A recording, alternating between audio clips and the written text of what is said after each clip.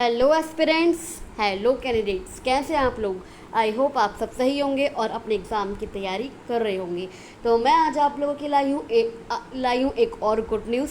UP triple S C ने कल अपनी 3 वैकेंसीज निकाल दी हैं, पब्लिश कर दी हैं एग्ज़ाम के लिए। एक है आपकी कनिष्ठ सहायक मिस जूनियर असिस्टेंट की, कनिष्ठ लिपिक मिस जूनियर क्लर्क की एंड सहायक स्तर 3 और असिस्टेंट ग्रेड 3 की। उसने कल 3 वैकेंसीज निकाल दी है। तो जो भी aspirants UP triple S C का जूनियर असिस्टेंट 2022 का एग्ज़ाम फॉर्म नहीं भर पाए थे, उनके पास मौका आ चुका है कि वो अपना वो अपना एग्ज़ाम फॉर्म भर दें। चाहे वो जूनियर असिस्टेंट के लिए भरें, चाहे जूनियर क्लर्क के लिए भर दें, एंड चाहें तो वो सहायक स्तर 3 असिस्टेंट ग्रेड 3 के लिए भी भर सकते हैं। तो जो पब्लिश हुआ है आपका विज्ञापन, वो कब हुआ है, वो हुआ है आपका 4 अगस्त 2023 में। ये कल ही वैकेंसी आई है, 4 अगस्त 2023 को ये वैकेंसी आई है। और जो इसकी प्रारंभ होने की तिथि है, आप ये एप्लीकेशन फॉर्म कब से अप्लाई कर सकते हैं, तो आप ये एप्लीकेशन फॉर्म जो भर सकते हैं वो आप भर सकते हैं 12 सितंबर 2023, अगले महीने की 12 सितंबर 2023 से आप ये फॉर्म भर सकते हैं। उसके बाद हम आते हैं आप कब तक ये फॉर्म भर सकते हैं, तो आप ये फॉर्म 3 अक्टूबर 2023 तक भर सकते हैं। और जो शुल्क समायोजन व आवेदन संशोधन की अंतिम तिथि, अगर आप में कोई मिस्टेक कर दी है अपना एप्लीकेशन फॉर्म भरने में, तो वो आप कब तक कर सकते हैं, वो आप कर सकते हैं 10 अक्टूबर 2023। कब तक? 10 अक्टूबर 2023 तक आप वो संशोधन कर सकते हैं, इम्प्रूवमेंट कर सकते हैं। तो मैं इसी से रिलेटेड आपके लिए कुछ इन्फॉर्मेशन लेके आई हूँ, वो आप ध्यान से देख लीजिए अपना एग्ज़ाम फॉर्म भरते टाइम। उसके बाद हम आते हैं उत्तर प्रदेश अधीनस्थ सेवा चयन आयोग, जो यूपी ट्रिपल एस सी ने विज्ञापन संख्या कौन सी है, 8 है 2023। और कौन कौन सी इसमें वैकेंसीज़ हैं, इसमें वैकेंसीज़ हैं आपकी जूनियर असिस्टेंट की, जूनियर क्लर्क की एंड असिस्टेंट ग्रेड 3 की। जो मुख्य परीक्षा है उसके अंतर्गत जो बहुत सारे डिपार्टमेंट हैं, बहुत सारे डिपार्टमेंट हैं, और जो उसकी वैकेंसीज़ हैं वो कितनी हैं, टोटल मिला के तीनों की, आपकी जूनियर असिस्टेंट की भी, जूनियर क्लर्क की भी एंड असिस्टेंट ग्रेड 3 की भी, कुल रिक्त पद, टोटल वैकेंसीज़ कितनी है आपकी, टोटल वैकेंसीज़ हैं आपकी 3831 पद हैं। कितने हैं? 3831। जो आपकी जूनियर क्लर्क है, कुल आपके 3831 पद हैं। इन तीनों को मिला के उनको भारत के नागरिकों से ऑनलाइन आवेदन आमंत्रित किए जाते हैं। उसके बाद हम आते हैं कि जो ये एग्ज़ाम है ये कौन कौन दे सकते हैं। ये एग्ज़ाम केवल वही लोग, इस एग्ज़ाम फॉर्म को जो भर सकते हैं, केवल वही लोग भर सकते हैं जिन्होंने पैट 2022 क्लियर किया हो। इसमें साफ साफ लिखा है, अभ्यर्थियों की शॉर्ट लिस्टिंग उनके प्रारंभिक अर्हता परीक्षा 2020 प्रीलिमिनरी एलिजिबिलिटी टेस्ट पैट 2022 के स्कोर के आधार पर की जाएगी।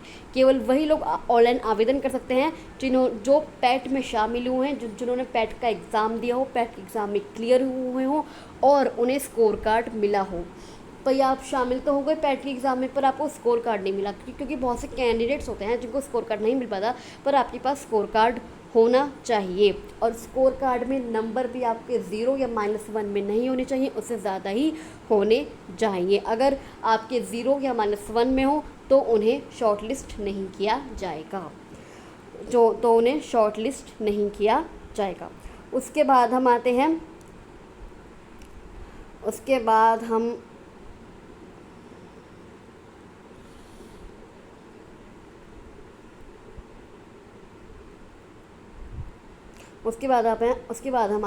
आते हैं आवेदन शुल्क पे। उनकी फ़ीस क्या होगी, जो भी कैंडिडेट्स आपका एप्लीकेशन फॉर्म भर रहे हैं।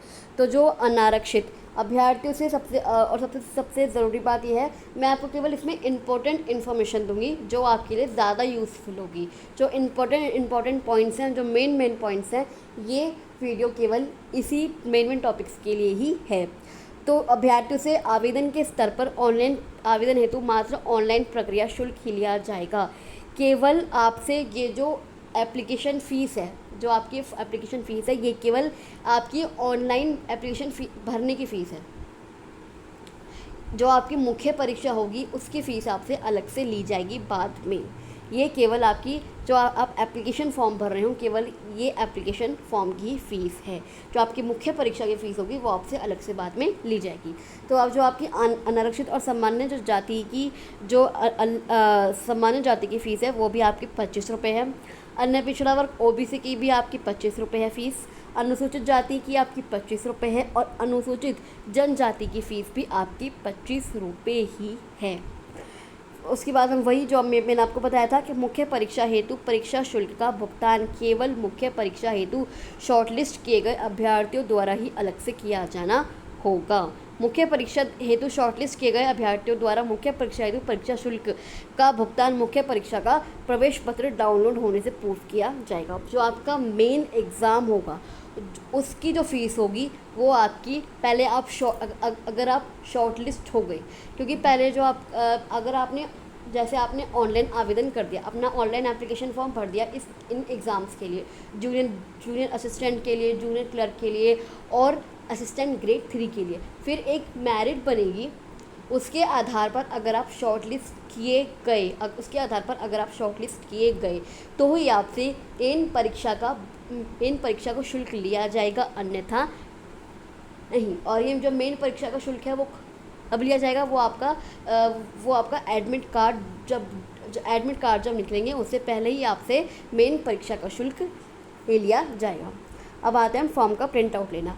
जो भी कैंडिडेट्स ये एप्लीकेशन फॉर्म भरेंगे प्लीज़ ये प्रिंट आउट आप लोग निकाल लीजिएगा। जब भी डीवी का प्रोसेस होगा, जब भी आपको अपने डॉक्यूमेंट्स दिखाने होंगे वहाँ पर, अगर आप इन परीक्षा में पास हो गए फिर आपको अपने डॉक्यूमेंट्स दिखाने होंगे तो ये फॉर्म का प्रिंट आउट आपके काम आएगा। आपको फॉर्म का प्रिंट आउट भी वहाँ पर दिखाना होगा, तो इसके लिए फॉर्म का प्रिंट आउट लेना मत भूलिएगा। आप फॉर्म का प्रिंट आउट ज़रूर ले लीजिएगा। उसके बाद आते हैं हम वैकेंसीज़ एंड उसकी जो ग्रेड पे है और ये परमानेंट है या ये परमानेंट है या फिर टेम्परेरी है, ये मैं आपसे डिस्कस करने वाली हूँ। तो जो सबसे पहले डिपार्टमेंट का आपका नाम है वो है आपका राजस्व विभाग, राजस्व परिषद उत्तर प्रदेश, ये आपके डिपार्टमेंट का नाम है। इसमें कौन सी पोस्ट है? इसमें आपकी है कनिष्ठ सहायक जूनियर असिस्टेंट इसमें पोस्ट है। इसमें जो वेतन पे है वो जो आपका वेतन बैंड है वो आपका 5200 से 20,200 है। और जो आपका ग्रेड पे है वो आपका 2000 है और ये लेवल 3 की जॉब है। और जो इसमें वैकेंसीज निकली हैं वो अनारक्षित मतलब जो जनरल कैटेगरी वालों के लिए है उसमें आपकी 615, अनुसूचित जाति उसमें है आपकी 206 वैकेंसीज़ हैं, अनुसूचित जनजाति उसमें आपकी 6 पोस्ट हैं, अन्य पिछड़ा वर्ग OBC में आपकी 240 हैं, EWS में आपकी 83 हैं, 83 पोस्ट हैं और कुल पद आपके 1150 हैं। जो आपका राजस्व विभाग, राजस्व परिषद उत्तर प्रदेश में जो आपकी कुल मिलाकर पोस्ट हैं वो आपकी 1150 हैं। और ये क्या है, ये आपका परमानेंट भी है और टेम्परेरी भी है। ये आपकी दोनों प्रकार से जॉब है, ये आपकी परमानेंट जॉब भी है और टेम्परेरी जॉब भी है। उसके बाद हम दूसरे डिपार्टमेंट पर आते हैं। फिर आपका राजस्व विभाग, इसमें भी आपकी कनिष्ठ सहायक जूनियर असिस्टेंट की ही पोस्ट है। मंडलायुक्त कार्यालय अधिष्ठान, इसमें जो आपका वेतन बैंड है वो है आपका 5200 से 20,200 और आपका जो ग्रेड पे है वो आपका 2000 है और ये भी आपकी लेवल 3 की जॉब है। और जो इसमें आपकी जनरल कैटेगरी वालों के लिए, अनारक्षित वालों के लिए जो वैकेंसी है वो है आपकी 29, अनुसूचित जाति के लिए 13, अनुसूचित जनजाति के लिए इसमें कोई वैकेंसी नहीं है, अन्य पिछड़ा वर्ग के लिए इसमें 14 हैं और EWS वाले के भी इसमें कोई वैकेंसी नहीं है। और इसमें जो कुल पद हैं, जो टोटल वैकेंसी है, टोटल पोस्ट हैं वो है आपके 56 और ये भी आपकी परमानेंट और टेम्परेरी जॉब है। तो राजस्व विभाग में आपकी कुल वैकेंसी जो है 56 है। उसके बाद हम आते हैं सिंचाई एवं जल संसाधन विभाग उत्तर प्रदेश लखनऊ, इसमें जो आपकी पोस्ट है वो भी आपकी जूनियर असिस्टेंट ही है। खंडीय समग्र, इसमें जो आपका वेतन बैंड है वो भी आपका 5200 से 20,200 है और जो आपका ग्रेड पे है वो भी आपका 2000 है और ये भी आपकी लेवल 3 की ही जॉब है। और जो इसमें आपकी जनरल कैटेगरी वालों के लिए जो पोस्ट है वो आपकी 590 है। अनुसूचित जाति के लिए आपकी 173, अनुसूचित जनजाति के लिए आपकी 43, अन्य पिछड़ा वर्ग ओबीसी के लिए आपकी 125 और जो ईडब्ल्यूएस वालों के लिए आपकी 103। तो टोटल मिला के सिंचाई एवं जल संसाधन विभाग में आपकी जो पोस्ट है वो है आपकी 1034 और ये एक परमानेंट जॉब है। उसके बाद हम आते हैं सिंचाई एवं जल संसाधन विभाग उत्तर प्रदेश लखनऊ। इसमें भी आपकी कनिष्ठ सहायक जूनियर असिस्टेंट के ही जूनियर असिस्टेंट के ही पोस्ट है। उसमें आपका प्रमुख अभियंता संभाग है। उसमें आपका वेतन बैंड आपका 5200 रुपये, 5200 से 20,200। जो आपका ग्रेड पे है वो आपका 2000 है और ये भी लेवल 3 की ही जॉब है। और जो इसमें अनारक्षित जनरल कैटेगरी वालों की जो वैकेंसी है पोस्ट है वो है आपकी 9। अनुसूचित जाति की है, इसमें कुल 5 वैकेंसीज़ हैं। आपकी अनुसूचित जनजाति की इसमें कोई वैकेंसी नहीं है। अन्य पिछड़ा वर्ग की आपकी इसमें 6 वैकेंसी है और ईडब्ल्यूएस वालों की भी इसमें 2 वैकेंसी हैं। तो टोटल पोस्ट इसमें 22 हैं और ये भी एक परमानेंट जॉब है। उसके बाद हम आते हैं निदेशालय बाल विकास सेना एवं पुष्टाहार उत्तर प्रदेश लखनऊ। ये भी आपकी कनिष्ठ सहायक जूनियर असिस्टेंट की ही पोस्ट है। इसमें वेतन बैंड आपका 5200 से 20,200 है। ग्रेड पे आपका 2000 है और ये लेवल 3 की जॉब है। इसमें जो अनारक्षित जनरल कैटेगरी वालों की जो पोस्ट है वैकेंसी है वो है आपकी 298। अनुसूचित जाति की इसमें पोस्ट है 147। अनुसूचित जनजाति की जो इसमें पोस्ट है वो है आपकी 17। अनुसूचित जनजाति की जो इसमें पोस्ट है वो है आपकी 17। अन्य पिछड़ा वर्ग की इसमें है 204। ओबीसी की इसमें है 204 और ईडब्ल्यूएस की है इसमें 73। ईडब्ल्यूएस वालों की कितनी है? ईडब्ल्यूएस वालों की इसमें 73 पोस्ट हैं। तो टोटल मिला के इसमें 739 कितनी पोस्ट हैं? 739 पोस्ट हैं और ये एक टेम्प्ररी जॉब है। उसके बाद हम आते हैं शिक्षा निदेशक उत्तर प्रदेश शिक्षा प्रबंध अनुभाग शिक्षा निदेशालय उत्तर प्रदेश प्रयागराज। इसमें भी आपकी कनिष्ठ सहायक जूनियर असिस्टेंट की ही पोस्ट है। जो इसका वेतन बैंड है वो है आपका 5200 से 20,200। जो आपका ग्रेड पे है वो भी आपका 2000 है और मैट्रिक्स लेवल 3 और ये मैट्रिक्स लेवल 3 की जॉब है। उसके बाद हम आते हैं वैकेंसी पे। जो इसकी जनरल कैटेगरी की जो वैकेंसी है वो है आपकी 43। अनुसूचित जाति की है इसमें है 24। अनुसूचित जनजाति केवल इसमें 2 वैकेंसी है। ओबीसी की इसमें है 32। अन्य पिछड़ा वर्ग की है इसमें 11। तो टोटल मिला के इसमें वैकेंसी जो है वो आपकी 112 है और ये एक परमानेंट जॉब है। उसके बाद हम आते हैं एनसीसी निदेशालय उत्तर प्रदेश लखनऊ। ये भी आपकी जूनियर असिस्टेंट की ही पोस्ट है। इसमें जो आपका वेतन बैंड वो आपका 5200 से 20,200। ग्रेड पे 2000 और ये मैट्रिक्स लेवल 3 की ही जॉब है। इसमें जो आपकी जनरल कैटेगरी वालों के लिए अनारक्षित वालों के लिए जो वैकेंसी है वो है आपकी 40। जो अनुसूचित जाति की है वो है आपकी 34। अनुसूचित जनजाति की इसमें पोस्ट हैं 3। ओबीसी की है इसमें 13 और जो ईडब्ल्यूएस वालों की जो इसमें पोस्ट है वो है इसमें 10। तो टोटल मिला के इसमें 100 पोस्ट हैं और ये एक परमानेंट जॉब है। उसके बाद हम आते हैं उसके बाद है ग्रामीण अभियंत्रण विभाग। ग्रामीण अभियंत्रण विभाग एक डिपार्टमेंट का नाम है। उसमें भी आपकी कनिष्ठ सहायक क्षेत्रीय स्तर हेतु की पोस्ट है। इसमें जो आपका वेतन बैंड है वो है आपका 5200 से 20,200। जो आपका ग्रेड पे है वो आपका 2000 है और मैट्रिक्स लेवल 3 की ये जॉब है। जो इसमें जनरल कैटेगरी वालों की पोस्ट है वो है आपकी 38।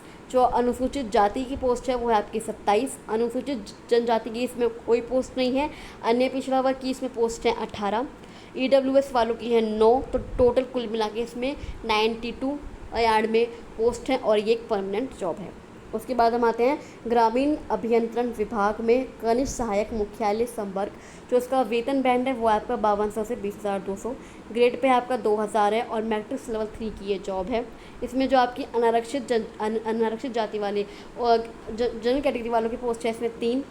अनुसूचित जाति की इसमें पोस्ट हैं 2। अनुसूचित जनजाति की इसमें कोई पोस्ट नहीं है। अन्य पिछड़ा वर्ग की भी इसमें कोई पोस्ट नहीं है। ईडब्ल्यूएस की भी इसमें कोई पोस्ट नहीं है। तो टोटल मिला के इसमें आपकी जो पोस्ट है वो है आपकी 5 और ये भी एक परमानेंट जॉब है। उसके बाद हम आते हैं डॉक्टर शकुंतला मिश्रा राष्ट्रीय पूर्णवास विश्वविद्यालय लखनऊ। इसमें भी आपके जूनियर असिस्टेंट की ही पोस्ट है। वेतन बैंड आपका 5200 से 20,200 है। ग्रेड पे आपका 2000 है और ये मैट्रिक्स लेवल 3 की ही जॉब है। इसमें जो आपकी अनारक्षित जनरल कैटेगरी वालों की जो पोस्ट है वो है आपकी 33। अनुसूचित जाति की इसमें है 17। अनुसूचित जनजाति की इसमें कुल 1 पोस्ट है। ओबीसी वालों की इसमें 23 23 पोस्ट हैं। ईडब्ल्यूएस वालों की 8 पोस्ट हैं। तो टोटल मिला के इसमें 82 ऐसी पोस्ट हैं और ये एक टेम्पररी जॉब है, ये एक टेम्पररी जॉब है। उसके बाद हम आते हैं माध्यमिक शिक्षा परिषद उत्तर प्रदेश प्रयागराज, कनिष्ठ सहायक। इसमें भी आपके कनिष्ठ सहायक की पोस्ट है। इसका वेतन बैंड है 5200 से 20,200। ग्रेड पे आपका 2000 है और ये मैट्रिक्स लेवल 3 की जॉब है। इसमें जो आपकी अनारक्षित जाति वाले जनरल कैटेगरी सामान्य जाति की जो उसमें पोस्ट है वो है आपकी 32। अनुसूचित जाति की इसमें है 28। अनुसूचित जनजाति की इसमें केवल 3 पोस्ट हैं। ओबीसी की इसमें केवल 3 पोस्ट हैं और ईडब्ल्यूएस की भी इसमें केवल 7 पोस्ट हैं। तो इसमें टोटल पोस्ट जो है वो आपके 76 और ये एक परमानेंट जॉब है। उसके बाद हम आते हैं निदेशक महिला कल्याण उत्तर प्रदेश। इसमें कनिष्ठ सहायक जनपद स्तर की पोस्ट है। जो आपका वेतन बैंड है वो है आपका 5200 से 20,200। ग्रेड पे आपका 2000 है और ये मैट्रिक्स लेवल 3 की ही जॉब है। जो इसमें अनारक्षित सामान्य जो जाति वाले लोग हैं उसकी वैकेंसी है इसमें 34। और अनुसूचित जाति की इसमें कोई पोस्ट नहीं है। अनुसूचित जनजाति की इसमें केवल 1 पोस्ट है। ओबीसी वालों की इसमें केवल 10 पोस्ट है और ईडब्ल्यूएस वालों की इसमें केवल 5 पोस्ट हैं। तो टोटल मिला के इसमें पोस्ट हैं आपकी 50 और ये एक टेम्पररी जॉब है। उसके बाद हम आते हैं खेल विभाग उत्तर प्रदेश लखनऊ। इसमें भी आपकी कनिष्ठ सहायक की ही जॉब पोस्ट है। जो वेतन बैंड है वो आपका 5200 से 20,200। ग्रेड पे आपका 2000 है और ये मैट्रिक्स लेवल 3 की जॉब है। इसमें जो आपकी सामान्य जाति वालों की जो वैकेंसी है जो पोस्ट है वो आपकी 20। अनुसूचित जाति वालों की इसमें है 4। अनुसूचित जनजाति वालों की इसमें केवल 1 पोस्ट है। ओबीसी वालों की इसमें 2 पोस्ट हैं और जो ईडब्ल्यूएस वालों की इसमें केवल 3 पोस्ट हैं। तो टोटल मिला के आपके 30 पोस्ट हैं और एक परमानेंट जॉब है। उसके बाद हम आते हैं उत्तर प्रदेश सूचना आयोग। उसमें कनिष्ठ सहायक की पोस्ट है। जो आपका वेतनमान है वो है आपका 21,700 से 69,100 तक और ये मैट्रिक्स लेवल 3 की ही जॉब है। जो सामान्य जाति वाले जो कैंडिडेट्स हैं उनकी है इसमें 11 पोस्ट। जो अनुसूचित जाति वाले जो लोग हैं उनकी है 6। अनुसूचित जनजाति वालों की इसमें कोई पोस्ट नहीं है और जो ओबीसी की हैं अन्य पिछड़ा वर्ग की इसमें 8 पोस्ट हैं। ईडब्ल्यूएस वालों की इसमें 2 पोस्ट हैं। टोटल मिला के इसमें 27 पोस्ट हैं और ये भी एक परमानेंट जॉब है। उसके बाद हम आते हैं उच्च शिक्षा जननायक चंद्रशेखर विश्वविद्यालय बलिया। इसमें कनिष्ठ सहायक की पोस्ट है। जो उसका वेतन बैंड है वो आपका 5200 से 20,200 है। ग्रेड पे आपका 1900 है और ये संशोधित वेतनमान है।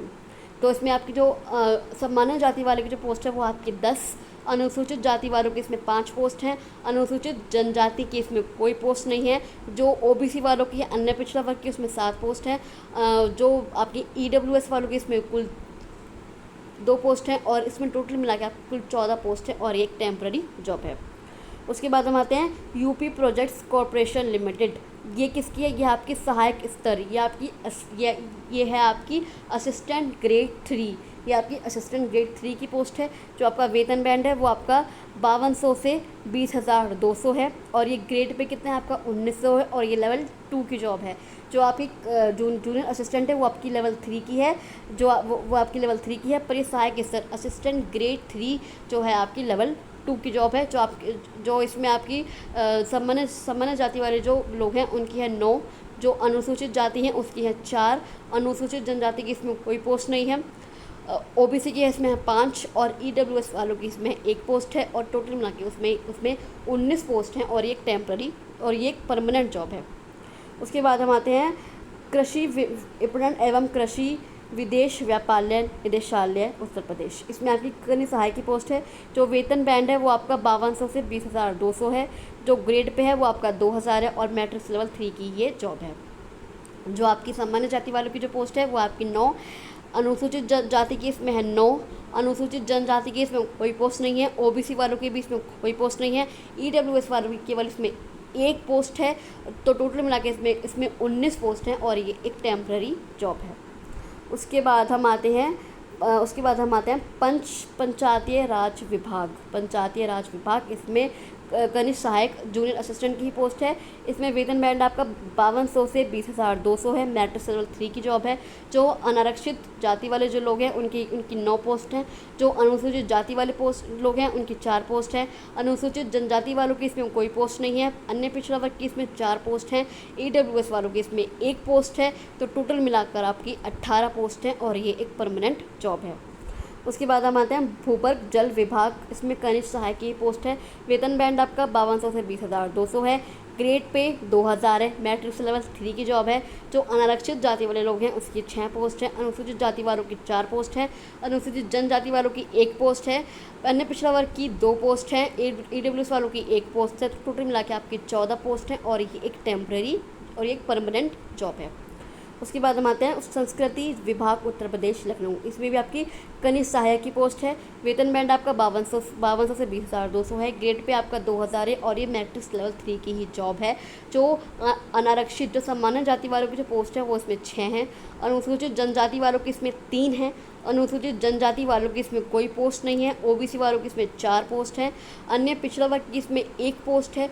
तो टोटल मिला के आपकी 14 पोस्ट हैं, 14 पद हैं और ये एक परमानेंट जॉब है।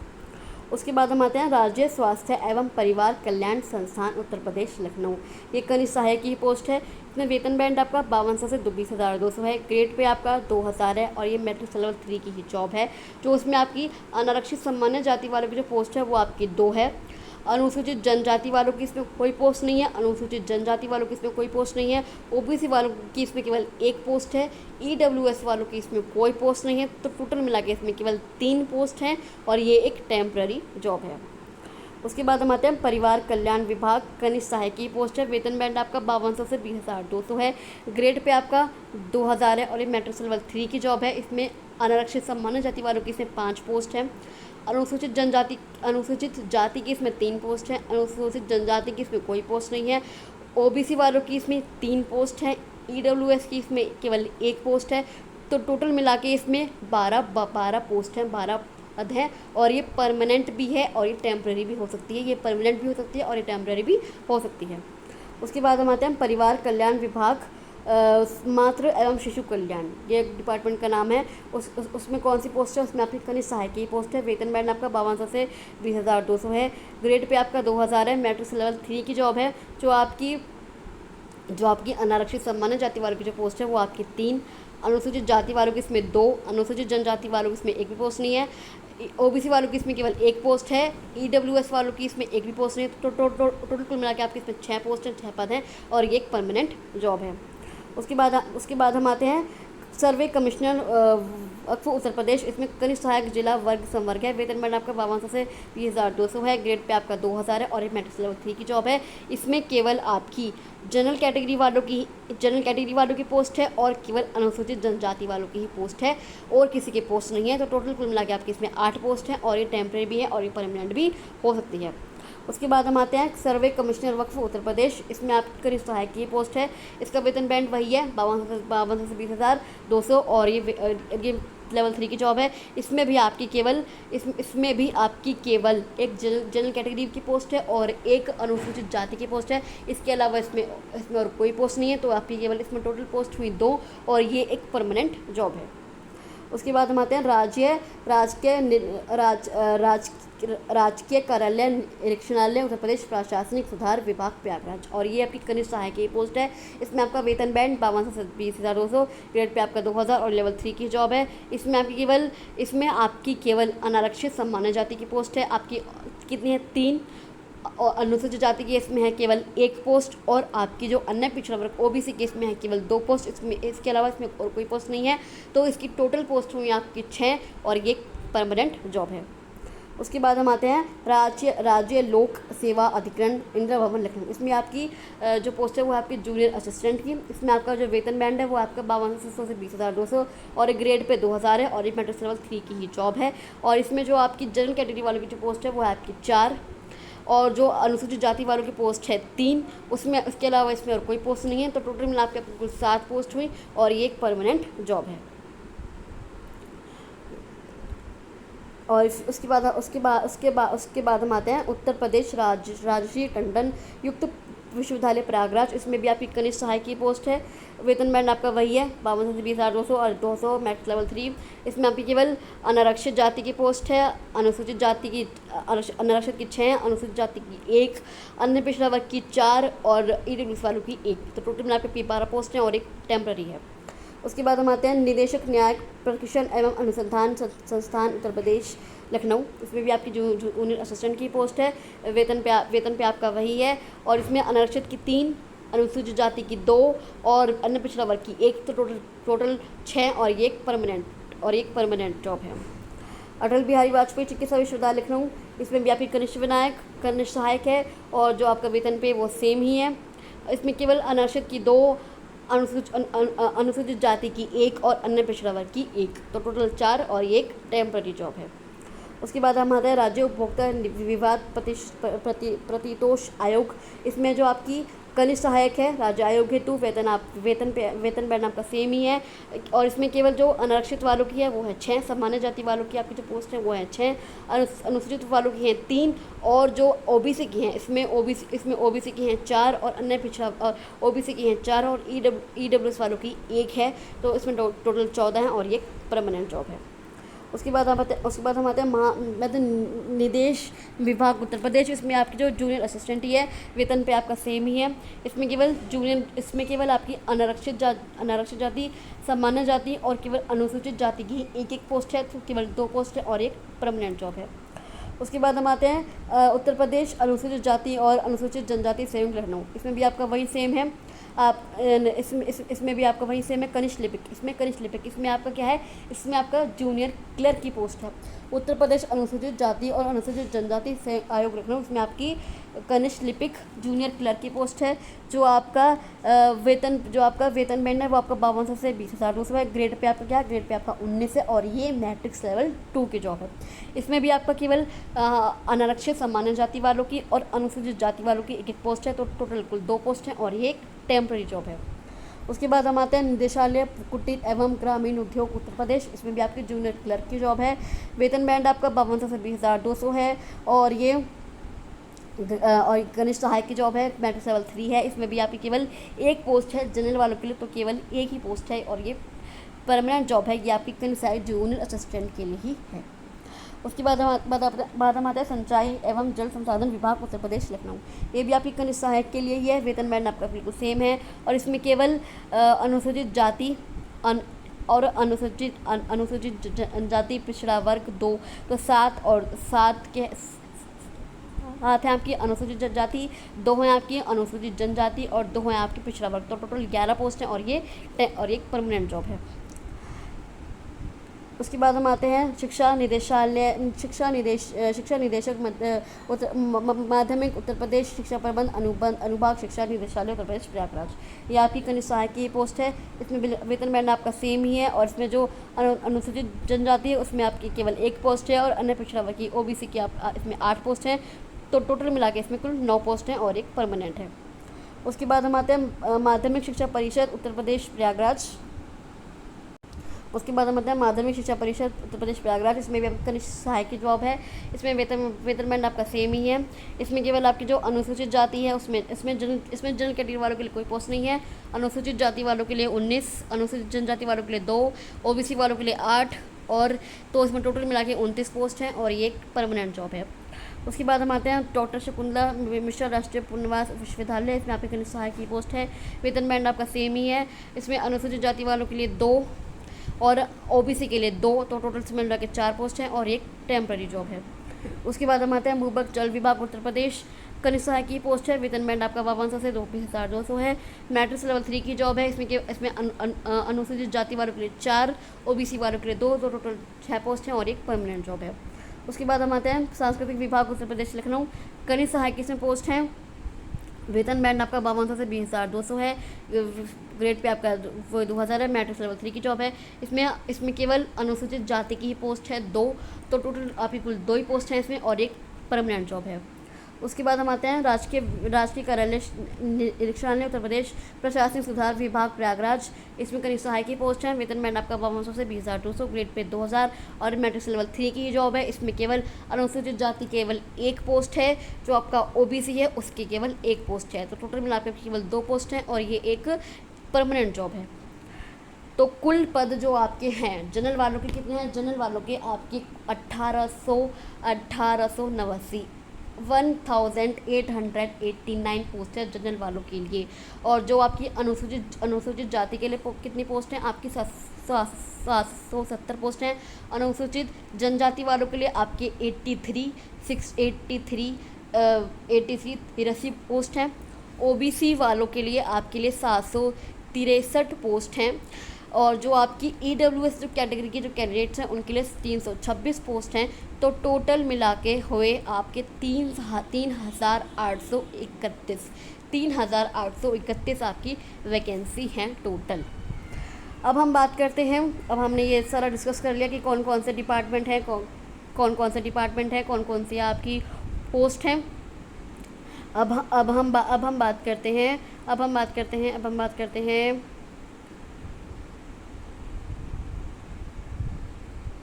अब हम आते हैं आरक्षण संबंधी जो संबंधी प्रावधान है।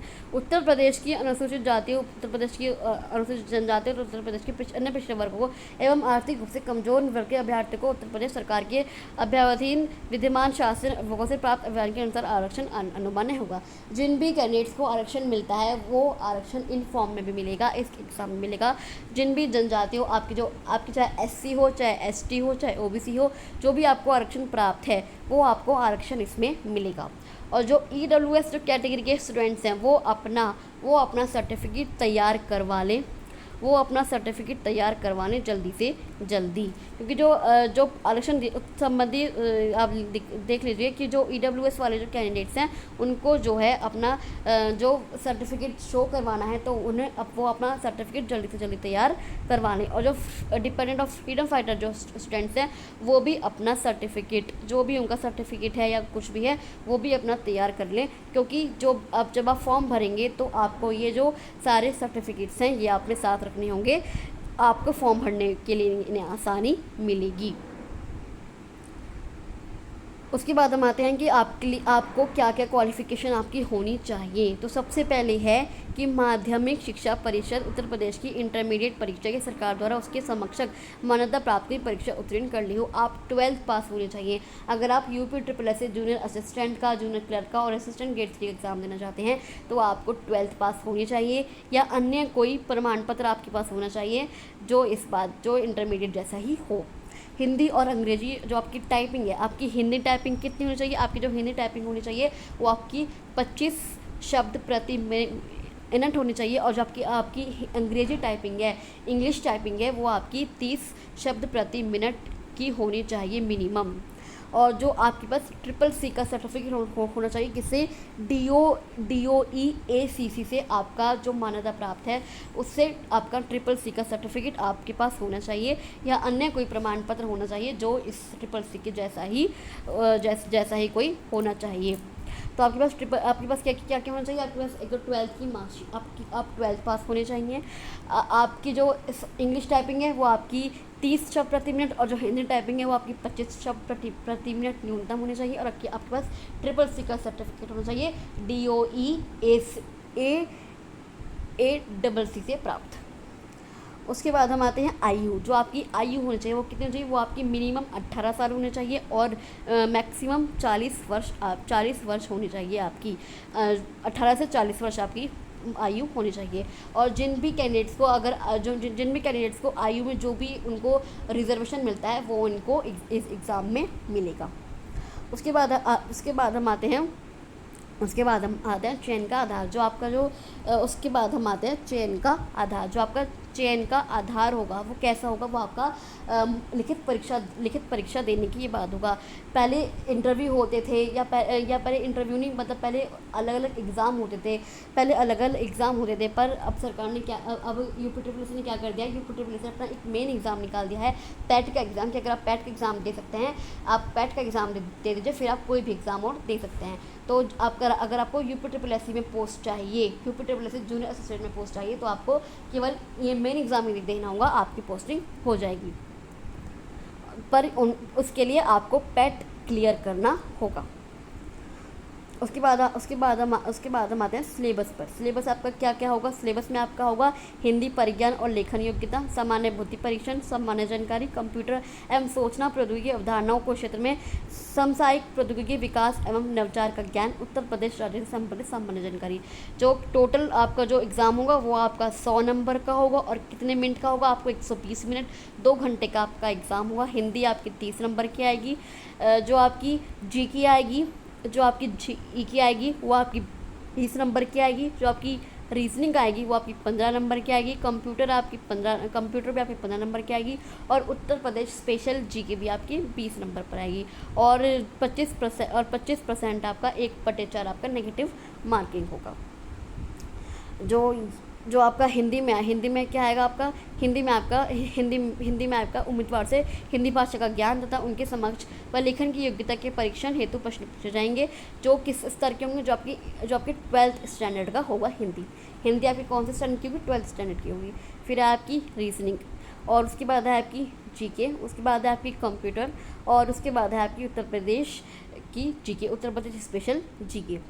उसके बाद हम आते हैं लिखित परीक्षा के संबंध में विशेष नोट। ये विशेष नोट है। आप ये UP SSSC जूनियर असिस्टेंट का एग्ज़ाम फॉर्म तो भर देंगे, पर आपको जो एग्ज़ाम तभी अगर आप एग्ज़ाम में तभी बैठ पाएंगे अगर आप शॉर्टलिस्ट किए जाएंगे।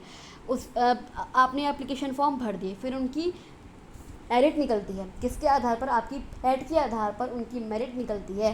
तो 15 गुना, मान लो आपके कितनी पोस्ट है? आपके 3871 है आपकी शायद पोस्ट, तो उससे 15 गुना बच्चे बुलाए जाएंगे मेन एग्ज़ाम देने के लिए। तो अगर आपका पैट का स्कोर कार्ड अच्छा होगा तो ही आपको मुख्य परीक्षा के लिए बुलाया जाएगा, अन्यथा नहीं। और अगर जो एग्ज़ाम है, मान लो बहुत सारे बच्चे हैं तो उनका एक शिफ्ट में तो हो सकता है, और अगर एक शिफ्ट से ज़्यादा शिफ्ट्स में एग्ज़ाम होगा तो उनमें नॉर्मलाइजेशन होना भी संभावना है कि उनमें नॉर्मलाइजेशन भी होगा। अब यह अभ्यर्थियों के लिए महत्वपूर्ण संदेश अब यह है कि जिन भी कैंडिडेट्स को रिजर्वेशन चाहिए अपनी कैटेगरी में, तो वो अपनी कैटेगरी ज़रूर अंकित करें, अन्यथा उन्हें रिजर्वेशन नहीं मिलेगा। और अगर जैसे मान लो कोई हैंडीकैप भी है, या कोई ओबीसी कैटेगरी का भी है, तो जो सर्वमान्य होगी उसे वही का आरक्षण मिलेगा, उसे केवल वही छूट मिलेगी जो अधिक लाभकारी होगी। उसके बाद आते हैं अभ्यर्थी। अगर कोई उत्तर प्रदेश का मूल निवासी नहीं है तो उसे आरक्षण नहीं दिया जाएगा, उसे रिजर्वेशन नहीं दिया जाएगा। उसके बाद हम आते हैं अभ्यर्थियों के जो अभ्यर्थी जो पास होंगे या फेल होंगे, उसका निर्णय कौन करेगा? उसका निर्णय करेगा आयोग। उसका निर्णय कौन करेगा? उसका निर्णय आपका आयोग ही करेगा। उसके बाद आता है हाई स्कूल या समकक्ष उत्तीर्ण परीक्षा के प्रमाण पत्र में अंकित जन्मतिथि ही मान्य होगी। जो आपकी 10th की मार्कशीट है, जो आपकी 10th की मार्कशीट में आपकी डेट ऑफ बर्थ लिखी होगी वही मान्य होगी, और कोई प्रमाण पत्र आपका मान्य नहीं होगा। केवल आपकी 10th की मार्कशीट ही मान्य होगी आपकी जन्मतिथि को तय करने के लिए। उसके बाद आते हैं आयु व शिक्षा योग्यता के पुष्टि में अंकपत्र, प्रमाण पत्र, उपाधि की स्व प्रमाणित प्रति को मांगे जाने पर प्रस्तुत किया जाना होगा। और जो आपकी अभी तो डिक्लेयर नहीं हुई है एग्ज़ाम डेट, जो आपकी एग्ज़ाम डेट होगी, टाइम होगा, सेंटर होगा, उसमें किसी प्रकार का कोई चेंज नहीं किया जाएगा। तो अगर कोई कैंडिडेट इस प्रकार की कोई कोशिश करता है तो उसकी कोशिश बेकार है, क्योंकि इसमें कोई चेंज नहीं किया जाएगा।